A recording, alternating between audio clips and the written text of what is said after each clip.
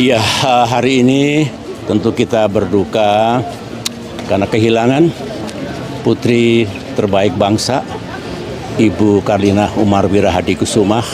Karlinah istri Wapres keempat wafat. SBY kenang kebaikan ke Ani Yudhoyono. Karlinah, istri Wakil Presiden RI keempat Umar Wirahadikusumah, mengembuskan napas terakhirnya di RSPAD Gatot Subroto, Jakarta, Senin 6 Oktober sekira pukul 4.33 WIB, di usia 95 tahun. Sejumlah tokoh datang melayat ke rumah duka di kawasan Menteng, Jakarta Pusat, di antaranya Presiden ke-6 RI, Susilo Bambang Yudhoyono, SBY.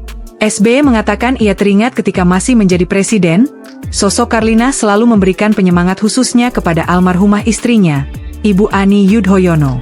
Lantas tentu kita juga setelah Bapak Umar berpulang, Ibu Umar Wirahadikusumah kalau diundang dulu ke istana, terutama oleh almarhumah istri tercinta Ibu Ani sebagai ibu negara, beliau selalu hadir memberikan semangat dengan senyumnya, dengan keteduhannya, kata SBY kepada wartawan.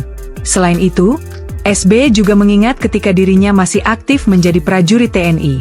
Ia menyebut pertama kali mengenal almarhumah Karlinah sejak menempuh pendidikan di Akademi Militer, Akmil.